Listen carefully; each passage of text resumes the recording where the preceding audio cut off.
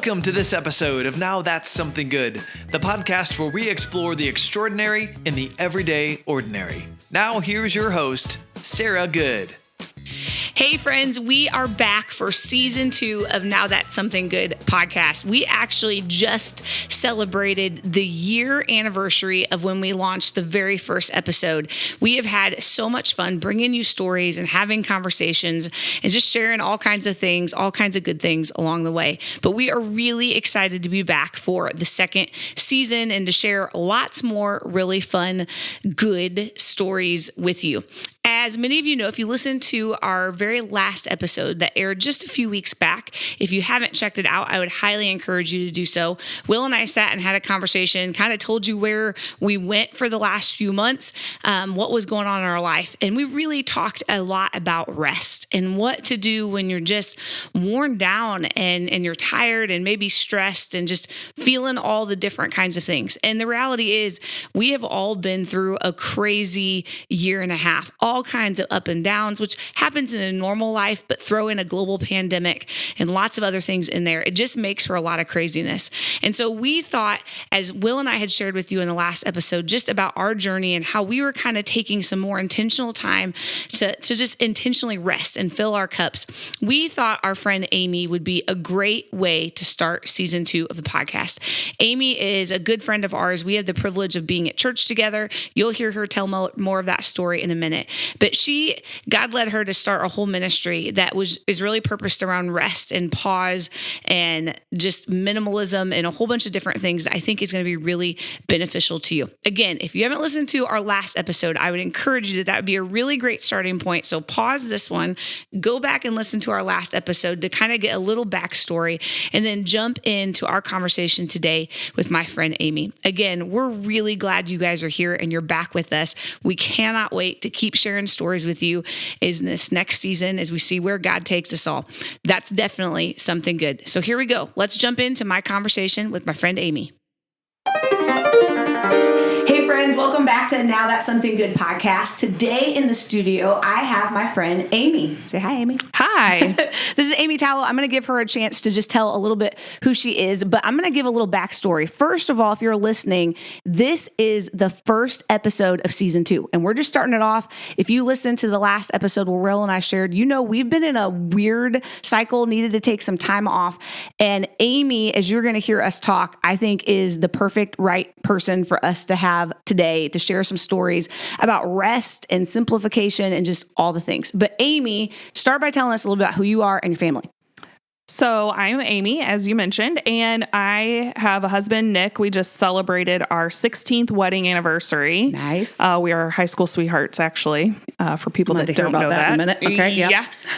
So I am a pastor's wife, which if you would have told me that 16 years ago when I married Nick, I would have said, nuh-uh. Yep. Nope, that's not us. So that's another story, maybe. Yeah. We have 4 kids. Mason's 14, Ava's 11, Brady is 6, and JC is our caboose, and she's 3. Awesome. Yes. So I homeschool the kids part-time. They go to a university model school where they attend 3 days a week, and they're home the other 2, and we do school at home on those days. Okay. And then I'm also the president of a ministry called Be Still Ministries. Yeah. I've been doing that for about 2 years now. Okay, awesome. So tell everybody, because we've got a lot of ground to cover, but how do we know each other? So Sarah and I met probably 12, 13 years ago. Yeah. At Two Rivers Church. Yeah. So we met when neither one of us, your husband was not on staff and I was not on staff. Right. We just went to church together. Correct. And then do you want to just give the high level story of how you guys got back to Two Rivers, all that? So we were attending Two Rivers before we even got married. Some friends from college, Nick became a believer in college. We started attending Two Rivers together. So we were there from about 2004 to 2010. Okay. In 2010, we were living in West County, and Two Rivers was meeting out in Wentzville, and with 2 young kids, it was just becoming a lot to drive that far. Yeah. And so a mentor of Nick's actually had started pastoring a church much, much closer to our home, and he kind of asked Nick to come along with him and kind of infuse some new blood into what was going on in that small church. And so we left Two Rivers just because of geography, really. Yeah. And so long story short, that's Nick's story, but he ended up going into ministry. We were several years later living in Warrenton. Nick was part-time at a church and had a full-time job.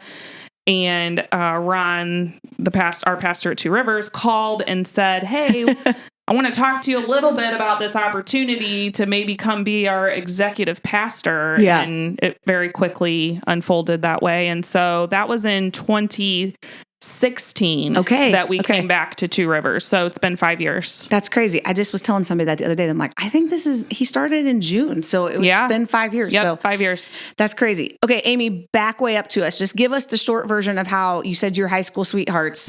So just tell us, I know this is probably a huge story and Nick's not here to defend himself. No.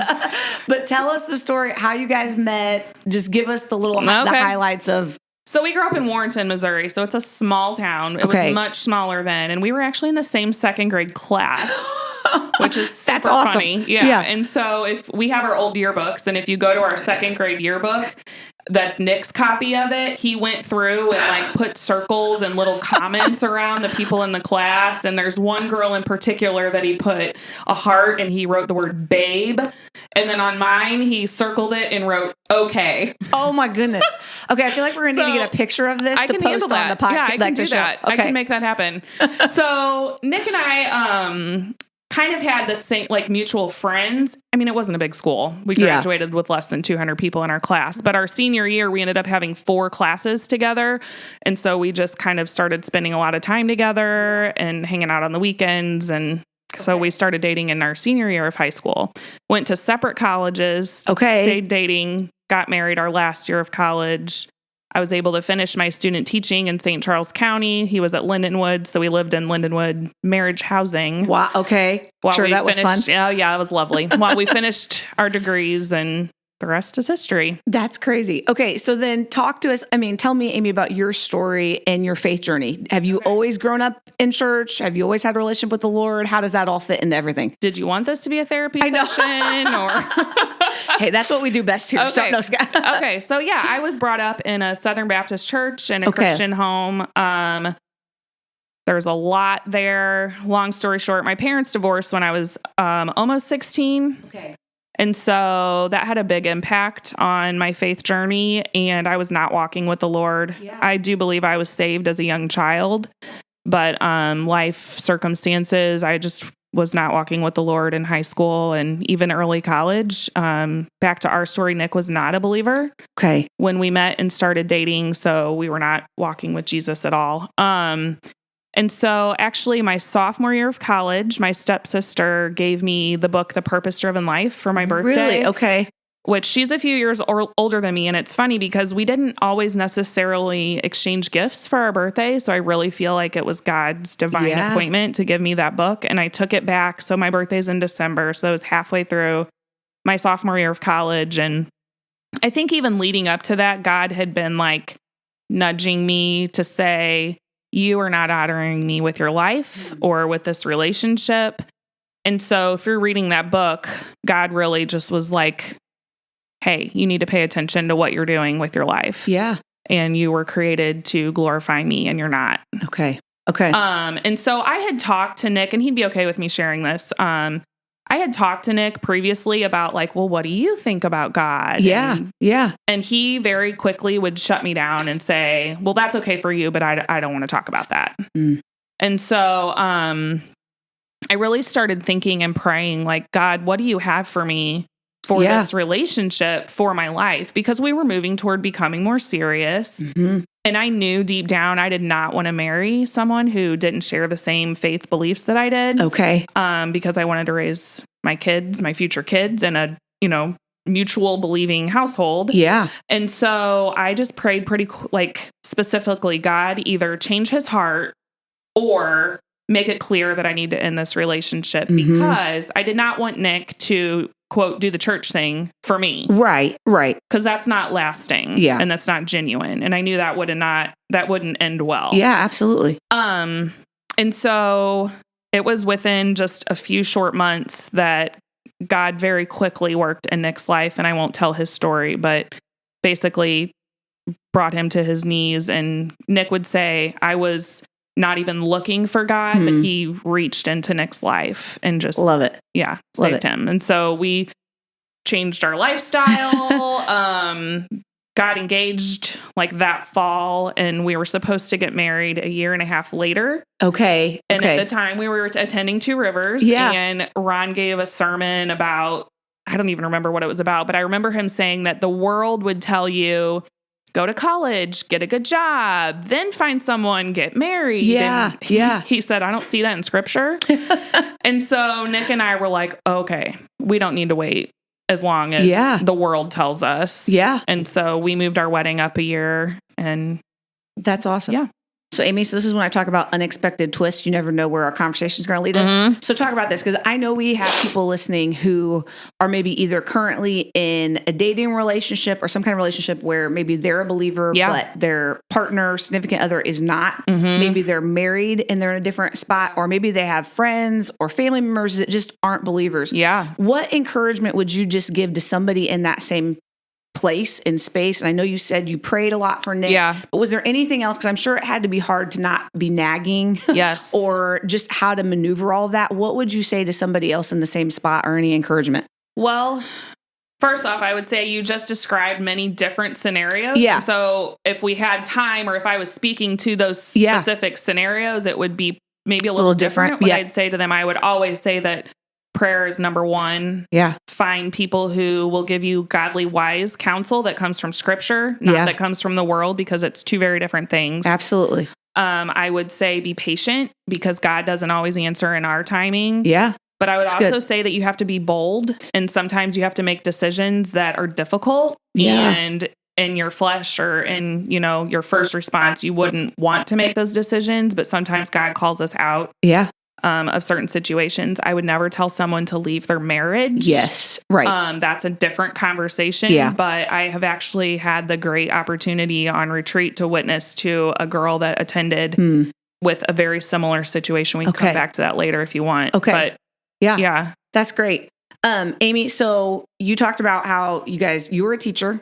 Yeah. Nick was in the financial industry doing stuff. And then one day, tell us a story. How did it go from, okay, we're doing these things, and now we're going to go and 100% be in vocational ministry, work for a church, all of this stuff. Right. Tell a little bit, just what happened? So what were you thinking? I have my degree in elementary education, but we knew we wanted to have kids right away. So I never entered full-time teaching after college. And Nick was part of a financial company and doing very well, and had big hopes to make lots of money and, you know, of course, do all the good things with all the money. Yep. But that's what we were doing, and that's what we were focusing on. And then the market crashed. The housing market crashed in 2008 or somewhere. 11? I don't even know. Times, whatever. 2008, I think. And part of his income was mortgages, and so half our income went away. Wow. And so he gritted it out for a while. And again, I don't want to tell his whole story, but he'd be fine with me sharing too. And we found ourselves, or he found himself, borrowing money from lots of places just to pay our bills. We weren't living some crazy expensive lifestyle. I was staying home, which was a decision that we felt that was what God wanted me to do. Yeah. But we just weren't making enough money. So he decided to leave that industry, and had a lot of down on his knees moments. And his mentor, Rick Bisadecki, who was our pastor at the time at Life Point, said, "Hey, we need a youth leader." It wasn't a paid thing. It was just a volunteer, but we need a youth leader. Nick, would you want to come do that? And so that was Nick's first entry into ministry. Yeah. And then a couple years later, time frames escape me, but a couple years later, he started meeting up with a friend out in Warrenton that he had gone to high school with, and they were working out at the gym together. And he had recently become the senior pastor of a newer church out there and needed someone to come alongside. And so Nick became the associate pastor there part-time. Yeah. So it was just kind of through this series of weird circumstances. And really it was through worldly failure, what the world would say that we failed or that he failed. But it was just God had to bring Nick to his knees in order to build him back up. That's great. So how did you feel about all these changes? What did you think about You said, like, I never would have thought I'd be a pastor's wife. Yeah. Like, and I think we can probably talk for a minute. There's a lot of cliches about being a pastor's wife that are just not true. Anybody in ministry, like there's kind of this perception that your life, you got it all together. You read your Bible 24/7. Your kids are perfect. Your life is perfect. Nothing ever happens. And spend 20 minutes with us and you'll figure out that that's not true. We can both tell you there is no point. I grew up in a ministry home. We work together now, and there's just, none of that is true. Right. But so how did you feel about, though, walking into this and stepping into that? What was going through your mind? What was God doing in your heart, in your life? God's just so gracious. And I don't even know that I ever had those thoughts or those doubts. I think part of me was just so excited for Nick because I saw like this passion ignite in him. Yeah. And so I was just, especially when we came to Two Rivers and he was able to leave his full-time job, which he liked his former job and he loved the people he worked with, but it wasn't something he was passionate about. And so as I saw him wrestle with this like tension between I want to pour into this ministry position that I have part-time, but I still have this full-time job. And then he was going to school and getting his master's too. Okay. Oh, wow. So it was like, I just saw this tension in him where he wanted to do so much more for the Lord, but just couldn't. Yeah. And so when we came to Two Rivers, I often make the joke, it was like the mothership calling us home. It's kind of silly, but I really had felt years ago, like I left a piece of my heart at Two Rivers. That's where we had first gotten involved in a small group. Yeah. And really had seen what loving people and being the church looked like. And so we left, like I said, because of geography, and I loved the people at our other two churches and made some great relationships there. And God used us there for the time he had us. But it's so amazing to watch my husband do something that he really loves and that it's glorifying God at the same time. I'm just happy to be able to come along and support him in that. Yeah, I love it. I love it. Well, Nick is a huge blessing to us at Two Rivers, even though he bothers me a little bit on staff, but that's okay. Yeah, well, everybody needs an annoying little brother, right? Yes, that's how it is for him and I. Okay, so fast forward, Amy, you talked about in our intro that you started a ministry called Be Still Ministries. And so you just got to back us up because I know God did some huge things. I've gotten the privilege to know you as all this started, but there's actually parts of this story because Amy and I, like, we're together, but we don't often just get to sit and have a bunch of conversations. So I know I'm going to learn something here too, but talk to us about what was going on. You said you started this 2 years ago, but probably that year before-ish time. What was going on? What led you to start a ministry? Why this? Just kind of start telling us all about that. Sure. Okay. So in May of 2019, Nick and I were able to get away for a few days and get on vacation by ourselves. Okay. And it was a few hours car ride. We went to Door County, Wisconsin, which is a great little place to go. And I think you had actually shared this podcast with the staff on Carrie Newhoff's podcast, but with Ruth Haley Barton, right? Yes. Which I know you mentioned her in your last episode of the podcast. So he is interviewing her in this podcast, talking about how important rest and retreat and all these things are. And it just perked my ears up. And it obviously did to Nick too, because he shared it with me in the car. Yeah. And so to back up a little bit, for the year previous, Nick and I and our family had really noticed that things were just crazy and chaotic and not in a good, fun way in our family and in ministry and in life. And so we had just started to be very intentional about, it kind of started with minimalism, which I throw that term around loosely because I think that conjures up this image of everything you own on your back hiking through Europe. And obviously that's not what I'm talking about. But we just realized that we were drowning in stuff. And because of the stress of the stuff, it was impacting our lives. Okay. You know, we had these 4 kids. Our son Brady is what I would call extra. And he which is another whole conversation for another day, but he struggles with some things and things were just really crazy and we weren't in a good place as a family. And so we kind of started just getting rid of stuff. Yeah. And it's amazing if you've never like just purged even a closet, like it feels like physical weight is being lifted off of you. Yeah. So we kind of caught that bug and went through our whole house and just got rid of stuff. Yeah. So then we started looking at our calendar. Like, what are we saying yes to that we don't need to be saying yes to? Yeah. I think it's important when you're talking about your calendar. This is kind of a side note, but when you say no to something, you don't have to justify your no. Like, it's okay to just say no to a committee. It's okay to just say no to an invitation. You don't have to give a reason. Sometimes it's just because you don't need to add something else to your calendar, and that's okay.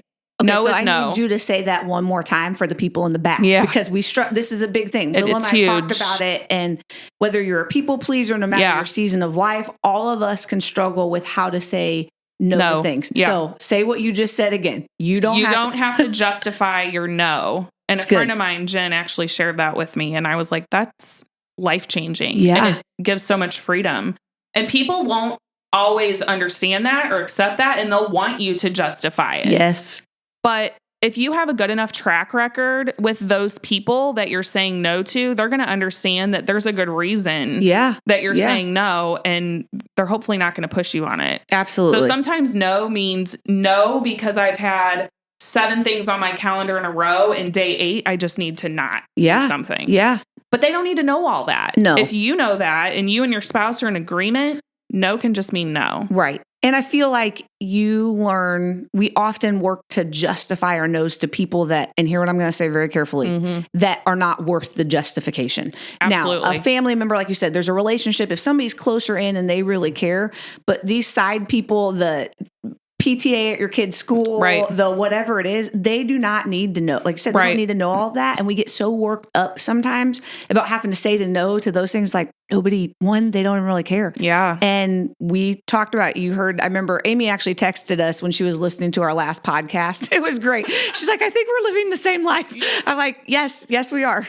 Yeah. Which tells you that there's other people that are listening that are also living that life, right? Yes. I'm going to have to find something in a minute while we're talking, because a lady sent me a really cool graphic that I think will help. But we get so worked up about having to say no to things, right? Like, I know there have been times where I have said yes to things that I have known I cannot handle, I cannot do, I don't want to do, which we're always, but I said yes because I felt obligated, or I was afraid somebody wouldn't understand, or they're not going to like me, or because of my position sometimes, am I going to make somebody mad? I get it. And it's like, hey, every no is a yes to something else. And we forget that part, right? So I have 2 really good nuggets. Yeah, please do. So one of them is from Sandra Stanley's Breathing Room Study. She says, don't trade what's uniquely you for something someone else can do. That's great. So let me explain that. So don't trade what's uniquely you. So in this, for me personally, I am the only wife for Nick Tallo. Absolutely. I am the only mom for my 4 kids. Yep. I am the only sister for my sister Kelly. Yeah. I right now am the only founder of Be Still Ministries. Yes. Yeah. Okay. So don't say yes, or what I say. Don't trade what's uniquely you. So those are the things that are uniquely Amy Tallo. Yeah. Yeah. For something someone else can do. So like you said, PTA president, whatever, fill in the blank committee. Right. Those are things that someone else can do. Yeah. Now, there are seasons where we are called to do Absolutely. some of those other things. Yeah. But it doesn't mean that we always have to say yes to those things. Right. I think they should be prayed about and discussed with the people closest to us. Yeah. And sometimes we are supposed to say yes. Yeah. So here's my other nugget. If you say yes to something that God is not calling you to do, you're stealing it from the person that's supposed to be doing it. So I'll give you an example personally. Yeah. So I have been teaching at my kids' school the past 2 years. And this coming school year, I've decided that I'm not going to do that because I was spreading myself too thin. Mm-hmm. Yeah. And so I felt like of all the things in my life, that's the one thing someone else can do for right now. So, I got an email from somebody at the school, God bless her, love her, great friend of mine, asking me if I would like to be the head of this certain committee or project at school for this year. Okay. And so I actually had my response typed up. Yeah, I'd love to. And then I was like, wait a second. I haven't thought about this. I haven't prayed about it. And after praying about it and really thinking, no, I just left my job there so I could focus on these other things. Yeah. I probably could do that, but I'm going to say no. And I just was very honest. And I said, it's my first instinct to say yes. Yeah. But I really need to take a year and just be involved, and I'm happy to help in things, but I can't be in charge of anything right now. That's so good, Amy, because like I said, I think our calendar seems so simple, like it's all, but it is not, and it is work. Like you have to work to be able to say the right yeses and keep control. So this lady sent me a thing, and I love this. I don't know if you ever heard it. She said that she goes through, it's called don't have fog when you have to make a yes or no decision. So it's oftentimes we will say things out of fear, obligation, or guilt. Like we will say yes. And I was like, that's so good. Like, don't be foggy when you make fear, obligation, or guilt. And I know that happens a lot because like I said, we're afraid. What are they going to think? What's going to happen? We feel obligated. Like even when they're good things. Sure. And I know we've had conversations. I mean, people ask about this a lot, and I will talk to people. I'm like, it's easy to say no's when there are things you don't want to do. Right. It's easy to say no when like literally there's something else on your calendar. Those are easier. It is very hard to say no when it is something that you can be passionate about. Yeah. That you could enjoy, that you could be good at. Those are when it's hard to say no. I love teaching. Yeah. And I'm good at it. God has gifted me with that, with those strengths. Yeah. But I had to say no for this period. And maybe he'll bring me back to that at some point. Right. And maybe he won't. But for right now, I had to say no. Yeah. And so I know we have so many more things to talk about, but I don't want to jump out past this because I think this is huge. So like what other practical things would you tell people just like with calendar in general, not even with no's, but just best tips? And again, this is all going to work. Everybody's season is different. You have to know your life, but what other things would you say about the calendar? And so for us, practically, this is for the Tallo family. Yeah. We only do one sport at a time. So now that means like per kid. So like Mason can't, which adds up quickly, right? Does. With 4 kids. Mason can't be both playing soccer and baseball at the same time. Yeah. Now there are seasons where things overlap because this season's ending and this one starts, and that just happens. But I'm not signing Brady up for soccer and baseball at the same time. I'm not signing Ava up for all the things, right? They have to, we have to be pretty choosy. Number one, it gets expensive. That's true. Yeah. Yeah. Anybody with kids knows those activities add up. Right. So one sport at a time is my rule. Okay. And so that's for us. We are pretty protective of our Sundays. Yeah. We use that as a family day. I wouldn't necessarily call Sunday our Sabbath, which we could talk about at another time or later if you want to. But because it's a work day for Nick, that's not our technical Sabbath. But we do try to use that as a family day. Okay. So we made the decision a long time ago. Our kids would not play sports on Sunday mornings. We'll be in church. And if there's a game in the afternoon, great. Right. But we're not going to pull out of, and I'm not trying to step on anybody's toes because I know there's a lot of people out there that don't feel that way, and that's totally fine. You have to make that work for your family. But for our family, we're not going to skip church to play ball. That's good. Or fill in the blank. And don't hold me to that because there might be situations down the road, right? Sometimes down things the road, happen, yes. Right. But as a general rule, and then we do try to take a Sabbath every day, whether it's Friday or Saturday or however that works. So I'm sure you'll talk about that a little more when we get to, but talk about that for a minute. For people listening who maybe don't know what Sabbath is or what that means, what is it and why is it important? Okay. So if we want to talk about what is it, we have to look back to Genesis and creation, right? So God created this world in 6 days, and on the 7th day, he rested. Yeah. And so I teach on my retreats, if that was good enough for God, why isn't it what we should be doing too? Absolutely. So I say arrogantly, we've abandoned this pattern that God set up in the beginning because we feel like what we're doing is much more important than what God has planned for us, which is rest. And so what does rest look like? What does a Sabbath look like? Well, that's going to be different for every person. Yeah. And so I think it's actually Ruth Haley Barton that talks about only doing the things that bring you joy. Okay. So if you get joy from a 20-mile bike ride, do it. Yeah. Not going to be what I'm going to do on my Probably not mine either. my Sabbath.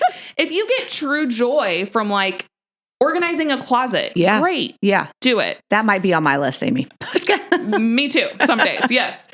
But do the things that only fill your cup, not that drain you. Yeah. So, and then also just intentional time to be quiet with the Lord and spend time in the Word. And I'm preaching to myself here because, as you know, with 4 kids and life and ministry, it's crazy. And to carve out that time, you have to be intentional and you have to be able to say no to things. And it's hard. It's hard, but it's so necessary. And like I said, if it was good enough for God, then it probably is good for us too. No, that's great. And so I think that's probably a good jumping point for why you even started Be Still Ministries. And I know we jumped in, you talked about minimalism, calendar, but then keep telling us this story about how you got to starting a whole ministry. Sure. So we listened to this podcast. So back up a couple weeks before we left, I think we were supposed to stay 4 nights. And something freed up in Nick's schedule, and he said, hey, if we could get a 5th night, like cheaper, would you want to do that? And of course. Yeah. You even have to ask. But because this was without kids, right? Yeah. Yeah. Okay, yeah. And at this point, they were like 1, 4, 9, and 12 or whatever. Yeah. So he texted the Airbnb guy or emailed him, and we were able to get a 5th night, right? Nice. So we had, when you travel, and especially when you go to somewhere new and you don't know if you'll go back there, you're always like, oh, well, I want to see this and I want to do this. I want to go to this restaurant and do this. Yeah. Planned it all out, right? So now all of a sudden we have this extra day and night. And so we decided we're going to do nothing. We're just going to wake up when we wake up. We're going to lounge around our Airbnb apartment that we're paying for. Yeah. And so that, coupled with listening to this podcast, God just had us right where he wanted us. Yeah. Right? It was like the perfect storm. So I ordered the book Invitation to Retreat to actually be delivered to our place in Wisconsin because I wanted to read it. Yeah. And so I started reading it and then finished by the time we drove home. And God just very clearly told me, you're going to start a ministry for women, for women, and that you're going to take them on retreats. And I was like, oh. And Nick tells me I shouldn't say this, but I think it's so important that I do because I think people relate to this. Hang on, God. I don't like women and I don't like retreats. Absolutely. And Nick's like, you shouldn't say you don't like women. And I was like, no, women will get it. Yeah. Absolutely. I guarantee a lot of women are laughing and shaking their head right now. Yeah. Yes. I don't like women and I don't like retreats. But I knew very specifically that if I said no to him at this point, it would be disobedience. So sometimes we can kind of ignore and we're like, maybe he's not telling me to do something. But he was very clear on this. And I knew to say no would be disobedient. So, coincidentally, no, totally God's plan. Yeah. While we're in Wisconsin, my sister and her husband, Greg, are in Florida closing on their rental property. Okay. Same weekend. That's crazy. Yes. So I went back to Kelly and Greg, shared what was on my heart. I said, I don't know if you'd be able to maybe rent your house to me to do these retreats, but I'd like to take a group of women and just see how this goes. Yeah. And so I said, think about it, talk about it, pray about it. And they have their own amazing faith journey that I know you've been a part of. Yeah. And Greg basically looked at me and said, that's incredible. It's yours. That's amazing. Yeah. Yeah. And so we had our first retreat in November of 2019 down in Florida in Navarre. I took 10 women. And it was mostly, of course, my best friends that I was like, hey, I want to try this thing. Come with me. Yeah. I'll make it really cheap and we're going to try this out. Right. Yeah. And it just took off. And people came back and started talking about it. 2 of the ladies on retreat, like I say, it was like a think tank discussion, the whole 12-hour drive home. One of those ladies is now on my board and it has just blossomed from there. Awesome. And it's just been amazing to see what God has done. Yeah. And how many retreats have you done thus far now? 6. Okay. 5. I'd have to go back and really count. 5 or 6, mostly in Navarre. We've done a couple in Golden Eagle, Illinois, which that location has its own amazing story too of how that came to be. And I have 5 coming up on the calendar. That's amazing. I'm going to ask you to come back and tell us more about the dates because I want people to know where to find it. But absolutely. On these retreats, like tell us like really what's the purpose? Yeah. What do they look like? Sure. Why would somebody even think about wanting to come or be a part? So I think a lot of times, I think the word retreat is used kind of loosely. Yeah. And it can look like a lot of different things. For Be Still and our retreats, the purpose is intentional time away with the Lord. Okay. So this is not just, hey, grab a bunch of your girlfriends and we're going to go to the beach for 5 days. Yeah. Now, there is that element where we're at the beach and you can be with your girlfriends or you'll make new friends while we're there, right? But it is intentional time away with the Lord. So I teach about, and again, Ruth Haley Barton teaches the difference between tired and dangerously tired. So there's the normal tired of daily life, and there's dangerously tired where you're headed for like meltdown, burnout, breakdown. Most women come on retreat at that point. And so the first, 12 hours or so, we really don't do a lot. We have a meal together that evening. I tell people sleep in. Let's get rested. And then we dive into a curriculum. It's different depending on what I'm doing during that season, but it's all revolved around rest, breathing room, retreat, all those things. We did one actually, what lies women believe, which is really good. And most of the time, I would say it's about 50-50, like scheduled things and rest, free time. So during that free time, I encourage people take time to do this journaling activity or whatever that looks like. But it's a lot of just rest and recharge and be with Jesus in a way maybe that you haven't been in a long time or ever. That's amazing. One of the key things is you don't do any cooking or cleaning or any of that. Like I serve you all your meals. I clean them up. I cook them. Like you're not allowed to do dishes. Wow. And people don't Who doesn't want to be signed up for that? Right? People don't know how to respond, especially women. But it's funny. By day 3, they're like, I'm done. Here's my plate. Here's my stuff. I love it. It's just really physical, spiritual, emotional rest. That's great, Amy. So what do people do right now listening? Because I do want to tell them more about the retreats, and I'm hoping maybe some people be open to come and join you. But not everybody can come do that all the time, and not everybody right now can go. So what are some things that people can do like right now, today, to start practicing more stillness, peace, all of those things? So practically, there is an app called the Pause app, which I'm sure you guys, I think you talked about it on the last episode. I love that app. That's amazing. And it's literally teaches you how to pause for 1 minute. And just do nothing. And that sounds silly, but it's harder than you think it is.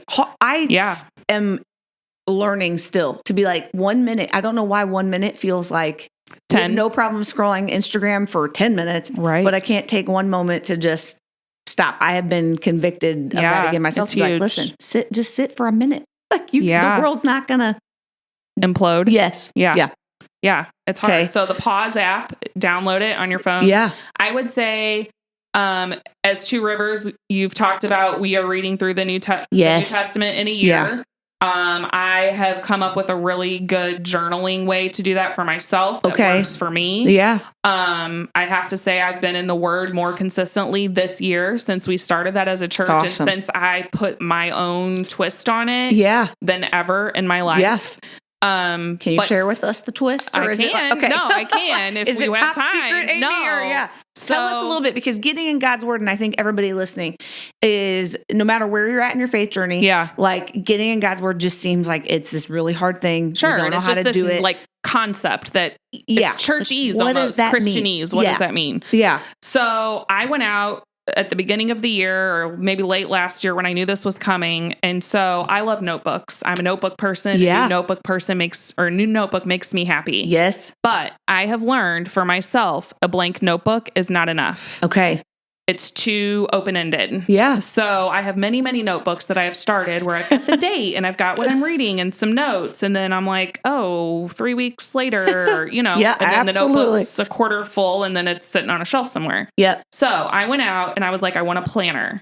And I want it to be decent size. It's got to be big. And it's got to be laid out for me this certain way I wanted my dates to look. But it's got space each week, each day of the week. So it's a double page and it's 1 week on a spread. So there's several lines for each day. So each day I open the plan on my phone. I see what the scripture is. I write it on the date.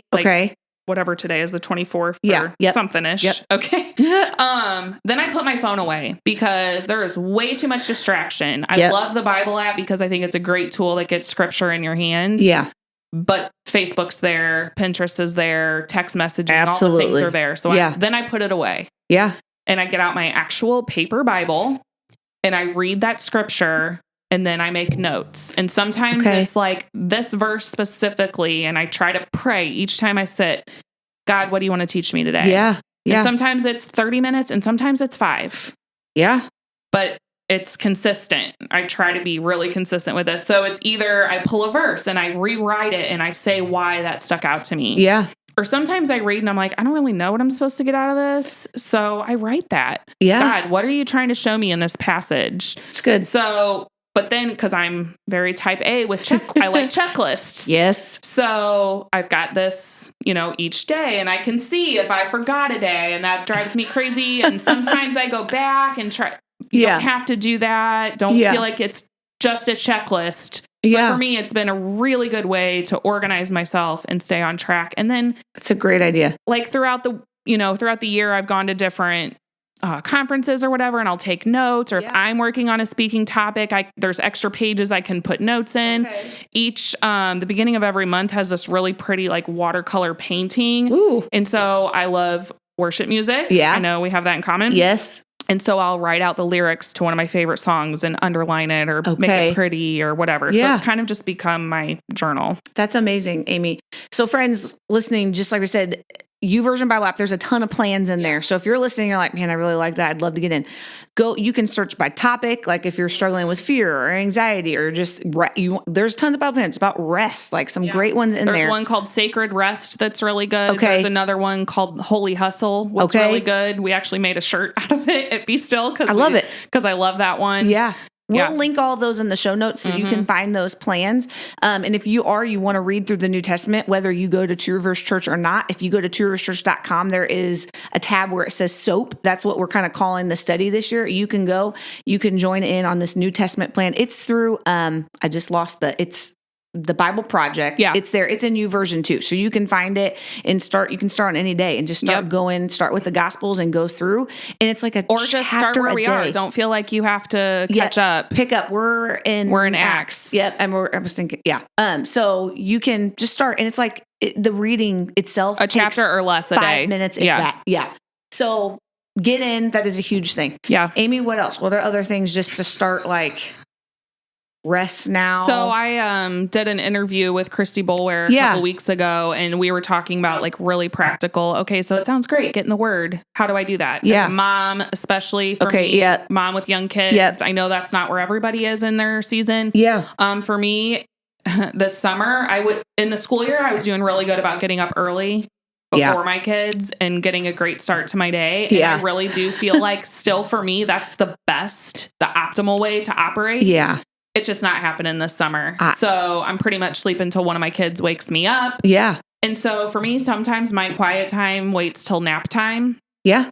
Or honestly, I give JC, my 3-year-old, we call it the extra phone. Yes. And she gets to watch YouTube for 30 minutes. So I can have my cup of coffee and spend some time in the Word. And maybe not great parenting, but it's practical parenting, and it's where I'm at. So if it works and it helps you take some time for yourself, then you got to do it. Yeah. Because I think a lot of the reasons we say we can't do these things is we're so busy or we don't have the time.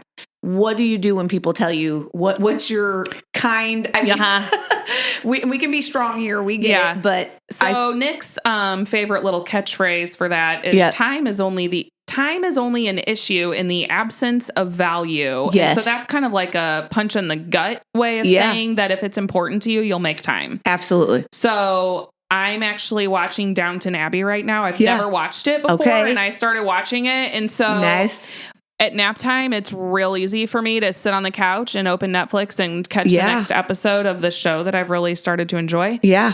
But that's not the best way to spend my time, especially if I haven't been in the Word at all today or that day. So really, where's my value? Is it more valuable for me to watch the next episode of my show, or is it more valuable for me to spend time in the Word? Yeah. And it's hard because in the moment, I mean, we can be honest here, it sounds way more interesting and compelling and exciting Yeah. and restful to watch Downton Abbey. Oh, yeah. That's another whole thing I could talk about. Talk about the difference, because I know you and I probably have, because I'm big on this. What's the difference between numbing out and rest? Okay. So there is, and that's what I would say about our retreats. This is not just come and veg for 5 days. Yeah. Yes, you're going to get to take a nap. Yeah. I, as the host, take naps while we're there, because physical rest is imperative, or our brains and emotions can't handle the rest. Right. But this is not just come lay on the couch and binge watch Netflix. This is intentional rest to fill yourself with the things of the Lord. Yeah. So I'm not saying vegging's bad. I'm not saying a Netflix binge is bad, because I think sometimes that's what we need. We need to just not have to think too much and just I mean, I do that on occasion, right? And there's nothing wrong with that. Right. But it's when we use that as the only way to quote rest, which I don't even really think that's restful, because you're still filling your brain, and usually you're probably snacking on junk too. Right. And so then you just feel gross. You're like, I just ate a whole bag of chips and watched 4 episodes in a row of a show. Like, how did I get here? No, this is not restful. It feels good at the time, but it's not rejuvenating rest. Yeah. And so again, just you said rejuvenate rest, anything that fills your cup up, that brings you joy. Yeah, doing and true something like joy, not like, oh, that bowl of ice cream and that movie made me happy for 5 minutes. Right. But like true lasting joy. And like on retreat, I teach people how to do that at home. Yeah. So it's not just, okay, that was great. Hopefully you can come back someday. No, we're going to teach you, I'm going to give you the tools to be able to carry this home. Now, it's not going to look the same, because you're not likely going to have somebody cooking your meals for you at home. Right. But how can I take pieces of what I've learned and apply this at home? Yeah. Okay, Amy, so we have a lot of guys that listen to, and I know you and I, we're not dudes, so we don't know fully. But what have you heard from your own husband, from other guys you talk to? What can we tell?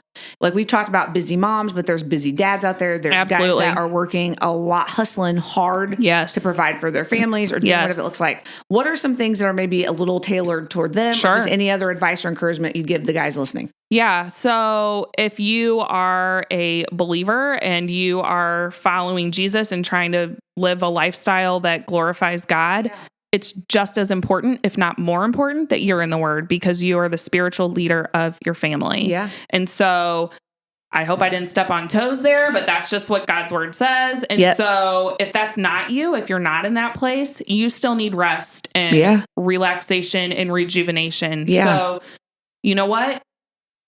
Sit down with your wife, and wives should do this with their husbands too. Like, hey, I really need to spend some time just refreshing. So I know you just took some time, and I know Will, you did too.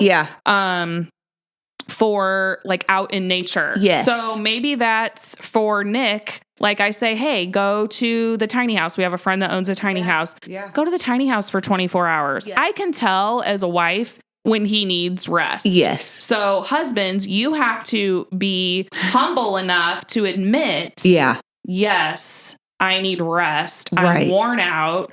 I'm exhausted. Yeah.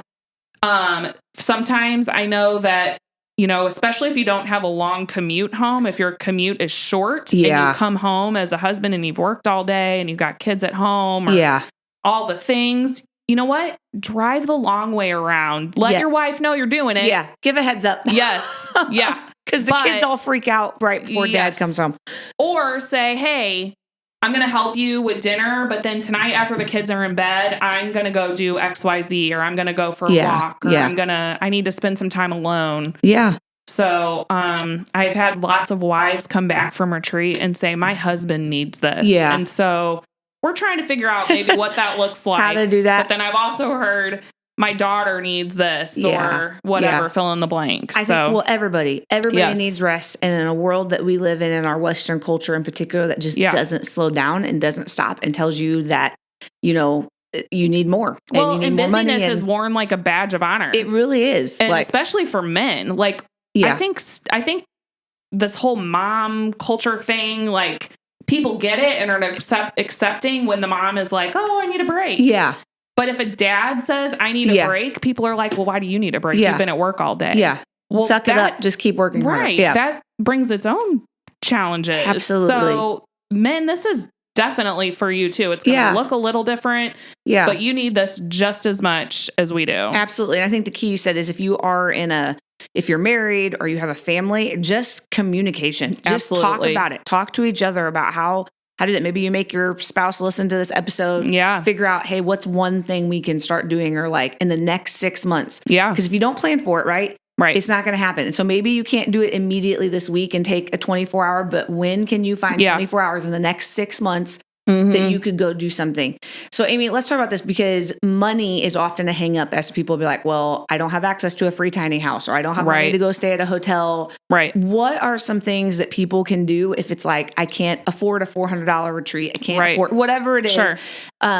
Do you have any ideas what people could do kind of in between that maybe doesn't cost as much money? Or well, for us, for Be Still Ministries specifically, I would never want costs to come between you being somewhere that God wants you. So please feel free to reach out to me. We have ways of helping with that. On the flip side of that, it does take people to help contribute to make that happen. But there are avenues for scholarships for retreats. But not specific to Be Still.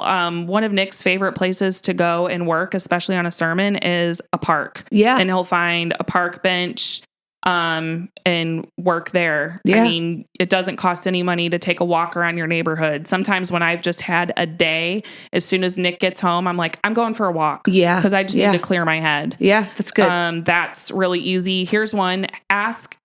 Depending on your family situation, ask your husband or your wife to take the kids and go to grandma and grandpa's for a night. That's good. Like Nick could take the kids and go stay at his parents for a night and I'd have the house to myself or vice versa. Right. So it doesn't always have to cost money. It's the easier thing, it's the easier thing to say, oh, I'm just going to check into a hotel. But then I also find that that's not rejuvenating rest either. You end up laying in bed and watching TV the whole time. Your HGTV and figuring out how I need to do more things because my house needs a makeover. Not that I know that from personal experience or anything. But, okay, Amy, are there any other resources you would recommend, books, podcasts for people if they're like, hey, I want to know more about this. I'm really intrigued. What would you recommend? And if you can't think of all of them right now, we can list them in the show notes. So there's a podcast, Simple Families. And that's kind of where Nick and I started listening to podcasts in general. I was never really a podcast person before that. But she has just really practical advice for how to simplify your life when you have kids. I think that's a great way to start. Joshua Becker is a former youth pastor, and now he teaches and writes about minimalism. He has some books. One of them is called The More of Less. That's a great way to start. He talks about minimalism for families and what that looks like. Ruth Haley Barton has her books, Invitation to Retreat, Invitation to Solitude and Silence. She's got several books, so she's a great resource. That's awesome. There's a lot of stuff out there. Find a friend who maybe is going through similar, like, hey, I want to do this too, and hold each other accountable. That's good. Amy, if people are interested in Be Still Ministries and like finding out more or the retreats, tell us what retreats you have coming up that you still have spots for. So I have one in September. It's actually a local retreat, which is nice. It's September 16th through 19th. It's in Golden Eagle, Illinois. So it's just a quick 30 minutes and hop on a ferry and you're there basically. Perfect. And it's Thursday evening through Sunday afternoon. So you'd only have to take one day off work. That's pretty great. easy. So I have 3 slots available for that. The cost is $300 and that's all your meals and everything. So that's I have great. 3 spots for that. I have one in Navarre in October and November. They are full.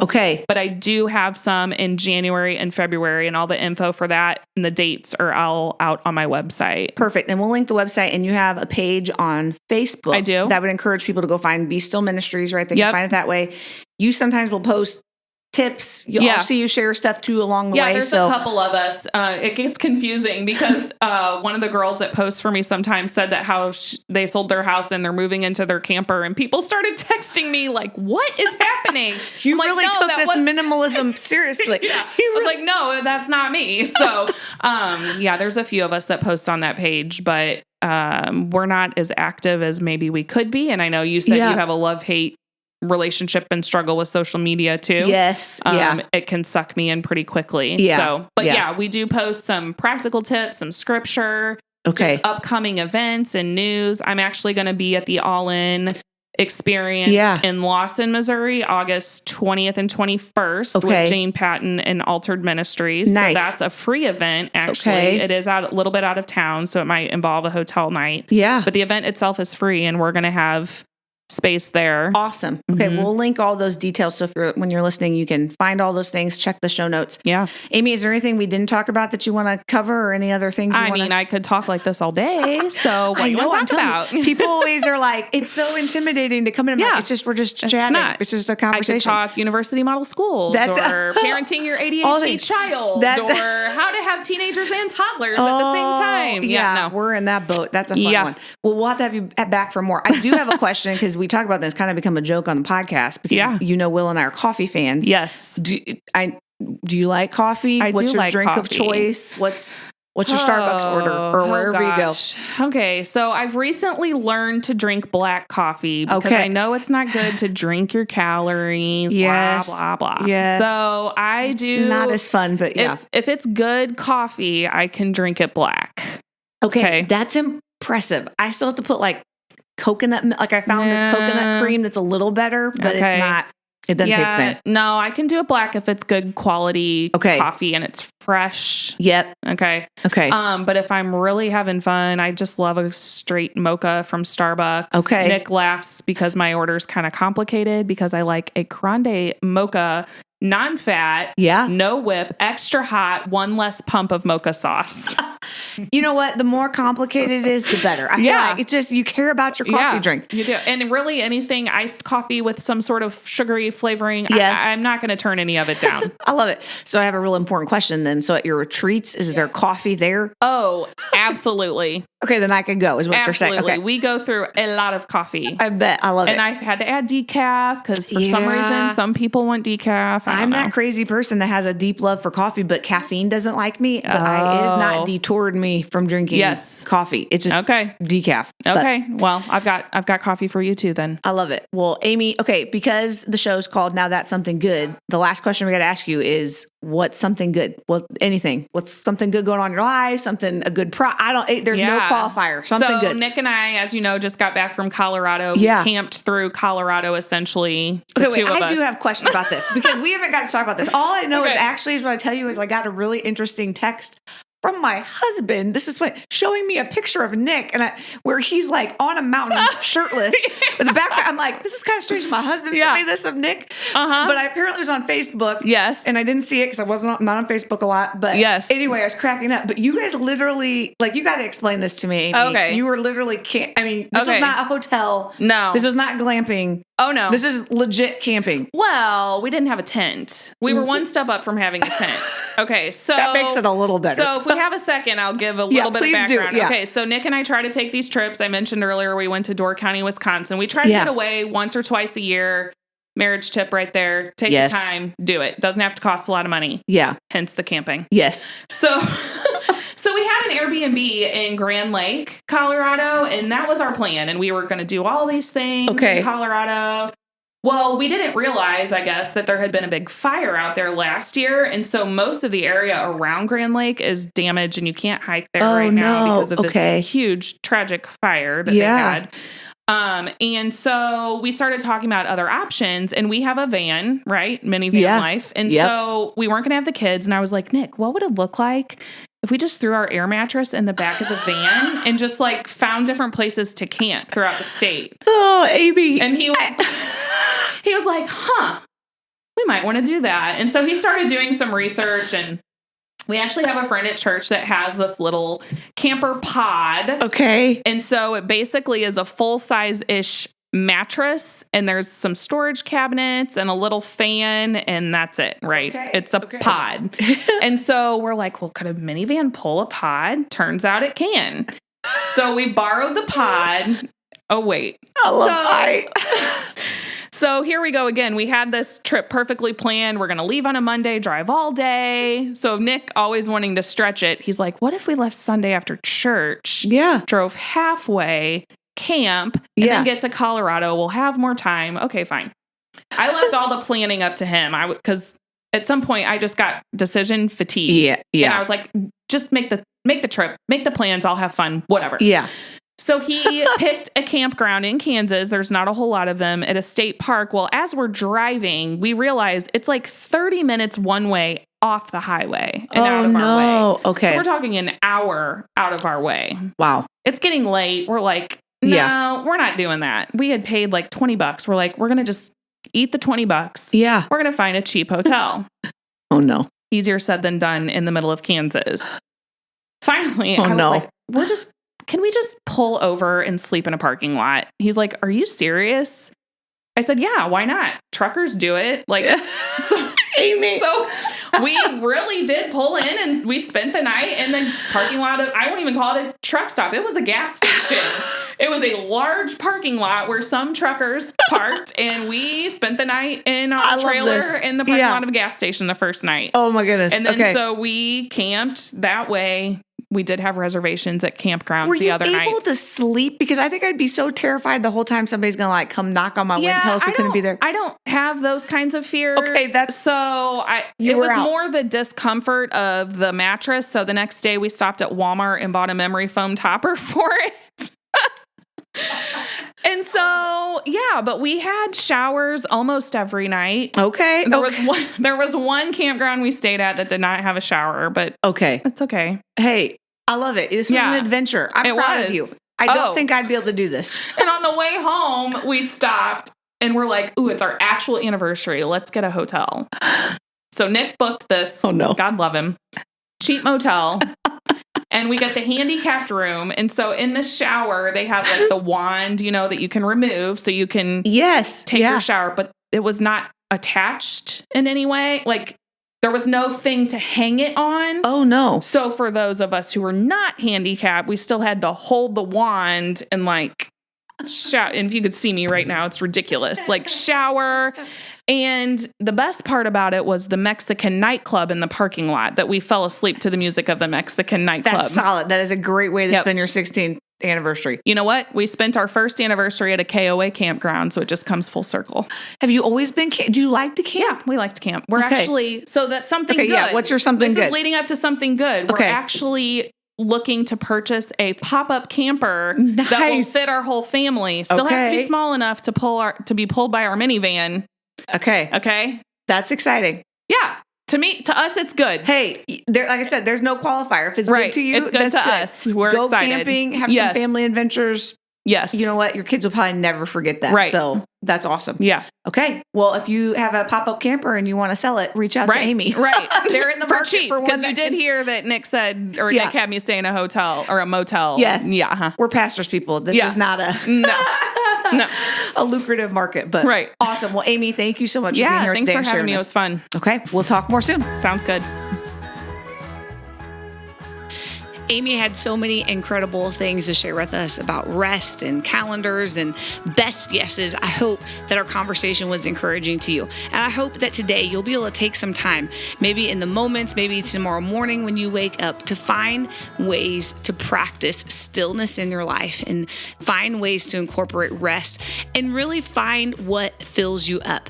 Amy and I talked a little bit about that, but something that's been really good for me is to take a few moments and just write out, like, what are things that are life-giving to me in this season? And the great thing is there's no right or wrong way to do it. We talked about that. Whatever brings you joy, whatever is life-giving to you so that you can continue to be life-giving in the places that God's called you to is amazing. So maybe take a few moments and think that through and what you can do and how you can be intentional in the next 24 hours to spend some time doing something. Maybe it's reading a book. For me, one of my favorite things to do in this season, I talked about it on our last episode, is getting some porch time. I love sitting out there, being outside. It's calming, it's soothing to me, and even just for 10 minutes, it can be such an encouragement to my soul. So I hope you'll find it. And better yet, we would love to hear what you're doing. Like we said, there's no right or wrong way to find some extra rest, to find some moments of pause. So let us know. We're really easy to get a hold of. You can email us at podcast@sarahgood.com. We're on Instagram, Facebook. We're pretty easy to get a hold of. So send us a message, write us an email, let us know some ways that you are just taking time to fill your cup. As always, we love hearing stories and we love sharing stories. It is a huge help to us if you would take a second and rate this podcast where you're listening, or more importantly, if you would just take a moment and go, who could I send this episode to that maybe it would bring some encouragement to? It's not about making sure Now That Something Good podcast is known, but it's about sharing stories and bringing encouragement to people in our life. So we hope that you'll take a moment and share something good with someone around you. On our next episode, we have our friend Matt in the studio with us. He's going to talk to us a lot about something really fun that I think is going to bring you a lot of encouragement. We talk about hobbies and a really crazy adventure he just had. So make sure to tune in with us next time for Now That's Something Good. We hope you have a great week. We'll hear you, talk to you, see you more soon.